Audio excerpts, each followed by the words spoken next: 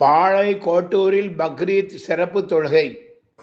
பாளையங்கோட்டை கோட்டூரில் உள்ள மஸ்ஜித் மாலிக் நிர்வாக கமிட்டி சார்பில் கோட்டூர் புளிய மரத்திடலில் வைத்து இன்று பக்ரீத் சிறப்பு தொழுகை நடைபெற்றது.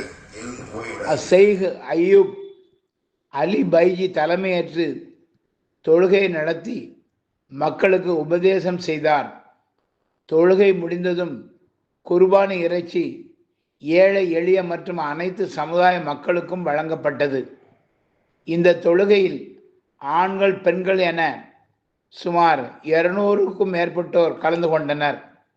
நிகழ்ச்சிக்கான ஏற்பாடுகளை மஸ்ஜித் மாலிக் நிர்வாகிகள் ரசூல் சாதிக், பாட்ஷா, கலீல், அலியார், புகாரி, மீரான், ரஃபீக், சையது, உமர், தாஜித், சமீர், மைதீன், பிலால், பீர், கசாலி, தௌபிக் ஆகியோர் மிக சிறப்பாக செய்திருந்தனர். அல்லாஹு அக்பர், அல்லாஹு அக்பர்,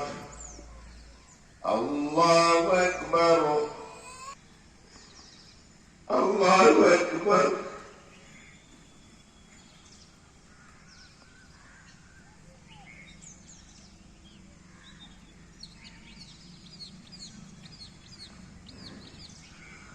سمع الله لمن حمده.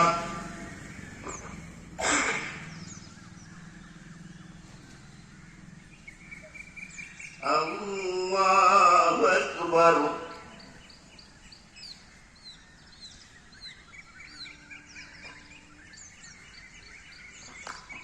الله أكبر.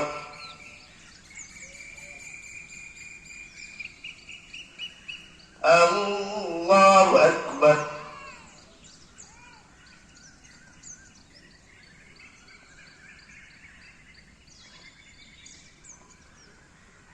الله أكبر.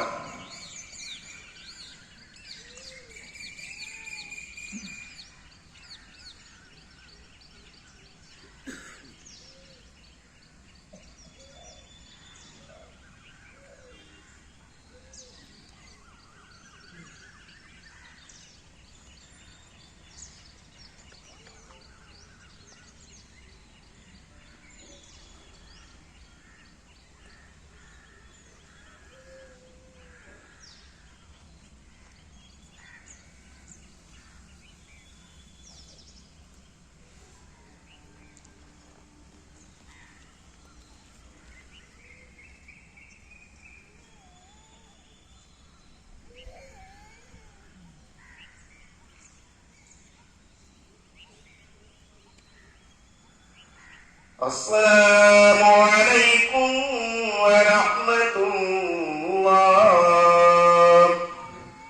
السلام عليكم ورحمة الله.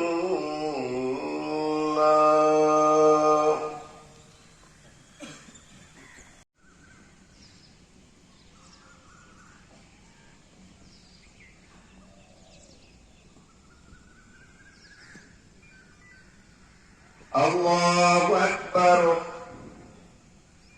الله أكبر. الله أكبر. الله أكبر.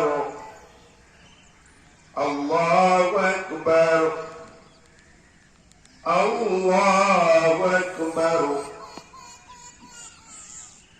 الحمد لله رب العالمين الرحمن الرحيم مالك يوم الدين سبح اسم ربك الأعلى.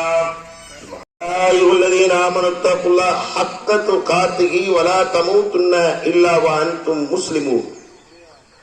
يا أيها الذين آمنوا قوا أنفسكم وأهليكم نارا وقودها الناس والحجارة عليها ملائكة غلاظ شداد لا يعصون الله ما أمرهم ويفعلون ما يؤمرون.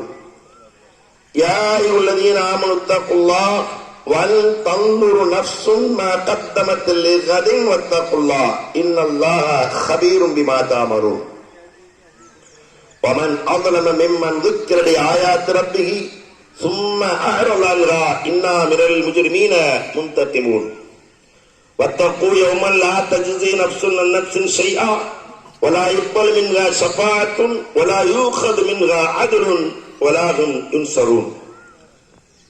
வணங்குவதற்கு தலையையும் வாழ்த்துவதற்கு நாவையும் சிந்திப்பதற்கு அறிவையும் செயல்படுத்துவதற்கு உறுப்புகளையும் தந்த எல்லாம் வல்ல அல்லாஹ்வுடைய திருப்பெயர் போற்றி இவ்வையகத்திற்கு வழிகாட்ட வந்த இறுதி தூதர் நமது நாயகம் முஹம்மது முஸ்தபா ரசூலை கரீம் ஸல்லல்லாஹு அலைஹி வஸல்லம் அவர்கள் மீது ஸலாத்தினை சாற்றி அன்னார்தம் அடிச்சுவர்களை பின்பற்றி நடந்தவர்களது குடும்பத்தார் சத்திய சீலர்களான சஹாபா பெருமக்கள் தாபீன்கள் தபா தாபீன்கள் சங்கைக்குரிய இமாம்கள் இறைநேச செல்வர்கள் இறை அருள் பெற்ற நல்லடியார்கள் இங்கே குழுமியிருக்கிற பெரியவர்கள் சகோதரர்கள் தாய்மார்கள் சகோதரிகள் உங்கள் யாவரின் மீதும் இறைவனின் சாந்தியும் சமாதானமும் அவனது அன்பும் அருளும் என்றென்றும் நிலவட்டுமாக என்று பிரார்த்தித்து என் உரையை ஆரம்பம் செய்கிறேன். அன்பிற்கினியவர்களே,